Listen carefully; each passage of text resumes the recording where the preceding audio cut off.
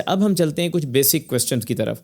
सबसे ज़्यादा जो इसमें क्वेश्चन पूछा जाता है कि जी बेसमेंट है, मिसाल है 5 मरला 10 मरला, क्या बनानी चाहिए या नहीं बनानी चाहिए। कैनाल को भी मैं बिल्कुल अलहदा से कंसीडर करूँगा, क्योंकि कैनाल के केस में जो मैं बात करूँगा वो शायद डिफरेंट होगी। 5 मरला 10 मरला में, 5 मरला में तो नॉर्मली रिकमेंड ही नहीं करते हैं, क्योंकि उसकी वजह ये है कि सोसाइटी बायलॉज में 5 फीट साइडों पे छोड़ना होता है, और अगर 25 फीट चौड़ाई है तो अंदर रह जाता है सिर्फ और सिर्फ कोई 20-22 फुट, क्योंकि एक साइड पे जब जगह छोड़ने के बाद, और अगर दोनों साइडों पे घर बने हुए हैं छोड़ना पड़ता है तो फिर तो 15 फीट, तो वो बहुत यूजेबल स्पेस आपको नहीं मिलती है। 5 मरला अच्छा अगेन देखा जाएगा कि सोसाइटी या एरिया के बायलॉज क्या हैं। डीएचए की जैसा कि हम बात करते हैं, वहाँ पे गलियों के अंदर संकिन अलाउड हैं, जबकि डीएचए के बाहर एलडीए की बहुत सारी सोसाइटीज़ में या बहरिया टाउन में वहाँ पे संकिन अलाउड नहीं है। तो संकिन जब नहीं बना पा, अच्छा संकिन क्या होता है, विंडो के आगे बेसिकली वो भी नीचे संक इन नाम से ही जैसे पता चल रहा है वो भी नीचे गया हुआ एरिया होता है, और बेसमेंट के केस में भी आप पूरी विंडो दे सकते हैं, तो उसमें फील नहीं आता हुआ बैठा हुआ कि आप बेसमेंट में हैं, क्योंकि वेंटिलेटर नहीं सिर्फ दिया होता, बाकायदा पूरी विंडो दी होती है, तो उस एरिया को संकिन एरिया बोलते हैं। तो अगर तो वो अलाउड है तो बेसमेंट एक अच्छी ऑप्शन है, अगर वो अलाउड नहीं है तो बेसमेंट को कहीं ना कहीं उसमें स्मेल पैदा हो, बहुत सारे इश्यूज़ ज़्यादा हो जाएंगे। तो अगर तो संकिन है तो फिर इसके इश्यूज़ बहुत कम है, क्योंकि वेंटिलेशन ठीक मिलेगी, लाइट ठीक मिलेगी, फीलिंग ठीक मिलेगी, कंजस्शन फील नहीं होएगी। इसी तरह फिर पेस्ट ऑटोमेटिकली, क्योंकि आप नेचुरल जब वेंटिलेट करते हैं तो पेस्ट और ये सारे काफ़ी सारे इश्यूज़ निकल जाते हैं। अगर वन कैनाल की बात करें, वहाँ पे जाके सिनेरियो होना चाहिए, अगर बजट अलाउ करे, जो हमारा आजकल का लिविंग स्टाइल है या स्टैंडर्ड है उसके मुताबिक मुझे लगता है कि बेसमेंट को बनाना चाहिए, बजट अगर इशू ना करे, कंडीशनल है, ताकि आप बहुत सारी चीज़ें, बहुत सारी एक्टिविटीज़ आप अपनी फैमिली को, अपने बच्चों को बाहर हर वक्त नहीं भेज सकते हैं। तो जब विद इन आपकी प्रेमिसेस, विद इन स्पेस होंगी, जिम है, आपका स्विमिंग पूल बनता है, आपका बहुत सारे थिएटर बनता है, इसी तरह एक्टिविटी जोन बनता है, तो बहुत सारी ऐसी चीज़ें कि जो, क्योंकि सब की आजकल लाइफ आपको पता है बहुत फास्ट है, सोशल मीडिया ने, मोबाइल ने और दूर कर दिया है, तो कुछ ऐसी फ़िज़िकल एक्टिविटीज़ मेरी नज़र में घर में ज़रूर होनी चाहिए जो आपको ना सिर्फ हेल्दी रखे बल्कि आपका बॉन्ड को, फैमिली बॉन्ड को स्ट्रॉन्ग करें। तो बेसमेंट उस लिहाज से एक अच्छा रोल अदा कर सकती है।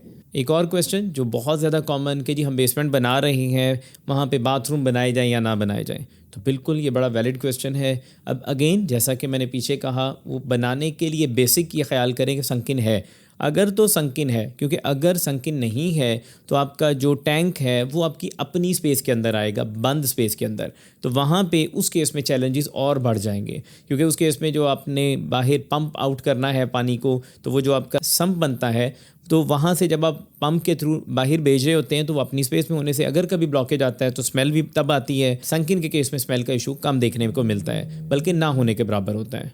संकिन के केस में जैसा कि मैंने कहा कि वहाँ पे सम्प बाहर होने की वजह से स्मेल वगैरह के इश्यूज़ कम होते हैं। अच्छा, इसमें बहुत सारे लोग ये डिस्कस करते हैं कि जी हम सपोज़ बना लेते हैं तो बाथरूम नीचे जाएं।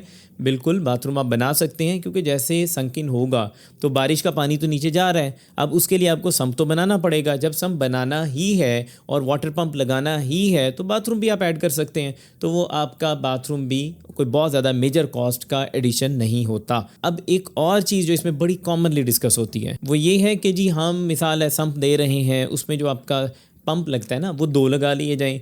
अच्छा, 2 लगाना बज़ाहिर तो देखें बहुत सारी चीज़ें ऐसी होती हैं जो कैलकुलेशंस में या बज़ाहिर ठीक होती हैं, उनका प्रैक्टिकल यूज़ जब तक नहीं होगा ना तो वो जिसका इन डेप्थ नॉलेज नहीं है वो ये चीज़ें शेयर नहीं कर सकता या उसको नहीं पता होगा। तो उसमें अगर 2 लगाते हैं, ये पंप्स जितने भी होते हैं ना, अगर उनको इस्तेमाल किया जाए तो वो ठीक रहते हैं। मिसाल है एक पंप चल रहा है वो ठीक रहेगा।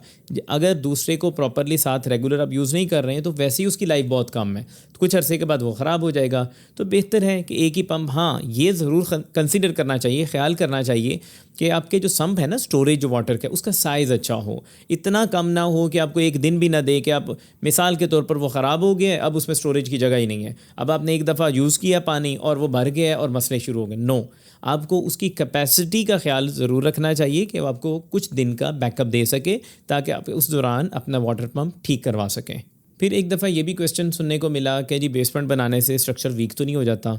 तो इसमें बिल्कुल भी वीक नहीं होता, बल्कि स्ट्रेंथ पकड़ता है। क्योंकि आप ये समझें कि आपका एक पूरा कंक्रीट का बॉक्स है, क्यूब है, जिसके ऊपर आपकी बिल्डिंग रखी हुई है। तो वो उस केस में आपकी फाउंडेशन ना कुछ जगहों पे मट्टी स्ट्रांग होती है, मड जो है कुछ जगहों पे वीक होती है। तो जब आपकी एक नॉर्मल स्टेप फुटिंग जिसको बोलते हैं वो होती है ना, तो वो कई जगहों पे थोड़ा बहुत कम वीक, मतलब कम स्ट्रेंथ होने की वजह से या वीक होने की वजह से वहाँ पे बैठ सकती है, जिसकी वजह से क्रैक्स देखने को मिलते हैं। लेकिन यही इसके ऑपोजिट अगर आपका बेसमेंट है तो बहुत कम घरों में आपको क्रैक्स वगैरह मिलेंगे। इवन अगर प्रॉपर कंस्ट्रक्शन हो, वर्कमैनशिप ठीक हो, तो आपके हेयरलाइन क्रैक्स भी आपको देखने को नहीं मिलते हैं। अच्छा, यहाँ पे मैं एक चीज़ ज़रूर बात करना चाहूँगा कि बेसमेंट बनाने में ना बेसमेंट बदनाम बेचारी ज़्यादा है। असल में ये बनाने वालों की स्किल को रिप्रेजेंट करती है कि अगर ये बनाने वाले ने काम ठीक किया है तो आपकी बेसमेंट बताएगी कि मैं अच्छा काम किया है। और अगर उसकी स्किल में मसला है, उसकी वर्कमैनशिप सही नहीं है, मटेरियल्स ठीक नहीं है, उसका प्रोसेस ठीक नहीं है, उसको नॉलेज नहीं है कि जी हमने बेसमेंट के लिए ये सारे स्टेप्स करने थे, तो आपने काम देखना हो तो बेसमेंट है। तो इसलिए हम लोग ज़्यादातर क्या है, क्योंकि बहुत कम लोग हैं जो अपने काम को बहुत सिंसियरिटी के साथ, फोकस के साथ, तवज्जो के साथ और दिल से करते हैं और अच्छा करना चाहते हैं। ऐसा नहीं है कि परफेक्ट कुछ भी नहीं होता, लेकिन परफेक्ट को अचीव करने का जो प्रोसेस है, मैं ये समझता हूँ असल वो जो रिक्वायरमेंट है वही है। तो हमें काम ठीक आता नहीं है तो हम, क्योंकि बेसमेंट भी ठीक नहीं बनता, बेसमेंट ठीक ना बने तो फिर जो है ना हम बेसमेंट को बेचारे को इल्ज़ाम देते हैं कि भाई बेसमेंट का ये मसला है। बिल्कुल भी नहीं है। तो अगर आप बेसमेंट पे जाना चाहते हैं तो ये सारी चीज़ों के अलावा वर्कमैनशिप का जिससे भी करवानी है बहुत ख्याल करें। नहीं तो बेसमेंट तो बन जाएगा, देखिए बिल्डिंग्स तो बन ही जाती हैं। अब कोई आम बंदा भी लाइंस लगा दे तो प्लान तो बन जाएगा। इसी तरह सिर्फ दीवारें खड़ी करने का नाम बिल्डिंग बनाना या स्किल नहीं है। बहुत सारे लोग दीवारें सीधी लगा लेने को समझते हैं। एक्चुअली प्रोसेस को समझना, उसकी रिक्वायरमेंट्स को पूरा करना और उसके नेगेटिव पॉजिटिव को समझना बहुत ज़्यादा ज़रूरी है। एक छोटी सी चीज़ मैं आपके साथ शेयर करता हूँ, 2-3 दिन पहले मेरे भी एक्सपीरियंस में आई। एक क्लाइंट थे, डिस्कशन हुई, उन्होंने कहा जी हम क्यों नहीं स्टील की वो यूज़ कर लेते जो गरमाला होता है, अब प्लस्तर करने के लिए यूज़ होता है। अच्छा, मेरे जहन में भी आया कि ये तो अच्छी बात है कि स्टील से तो बड़ी जो है ना स्मूथ फिनिश मिलेगी। अच्छा, मेरे दिमाग में ना ये प्रोसेस चल रहा था, सोच रहा था। तो उसी वक्त क्या हुआ कि हमारे जो इंजीनियर हैं उन्होंने कहा कि सर ये तो ठीक प्रैक्टिस नहीं है। मैंने कहा इसका नेगेटिव बताएं। तो उसमें उन्होंने जो बात बताई वो मेरे नॉलेज में भी इजाफा हुआ। आपके साथ भी शेयर करता हूँ कि हम पहले यूज़ होते थे वुड के गरमालास, जो उसके प्लस्तर की फिनिश लेने के लिए होते हैं। फिर अभी नॉर्मली प्लास्टिक के यूज़ होते हैं। अब जो मेटल वाले हैं उसमें जो इंजीनियर ने बात बताई वो ये थी कि इतनी स्मूथ फिनिश आ जाती है कि उसके ऊपर जो मटेरियल लगना होता है ना उसका बॉन्ड नहीं ठीक बन पाता, वो उसके ऊपर ज़्यादा देर रुक नहीं पाता, टिक नहीं पाता, क्योंकि उसको पोर्स चाहिए होते हैं। पोर्स होंगे तो वो एक दूसरे को ठीक पकड़ पाएंगे। वो बड़ी लॉजिकल बात थी। तो कहने का मतलब ये है कि हम बज़ाहिर जो चीज़ें बाज़ दफ़ा देख रहे होते हैं ना, एक्चुअली उसका यूज़र या उसका एक्सपीरियंस वाला बंदा, उसके नॉलेज वाला बंदा ज़्यादा बेहतर गाइड कर सकता है, क्योंकि उसको नेगेटिव पॉजिटिव पता है। तो बेहतर यही होगा, क्योंकि अब अगर बेसमेंट की हम स्पेसिफिकली बात करें, जब भी आप बेसमेंट का सोचते हैं या बनाने लगते हैं, बेसमेंट का कसूर नहीं है, ज़रूर बनाएं अगर आपका बजट अलाउ करता है। लेकिन इस चीज़ का ज़रूर ख्याल करें कि बेसमेंट अगर ठीक ना बनी तो बहुत ज़्यादा देर लंबे मसाइल हैं, शायद जिनका कोई इलाज भी नहीं है। Thank you so much. अस्सलाम वालेकुम जी।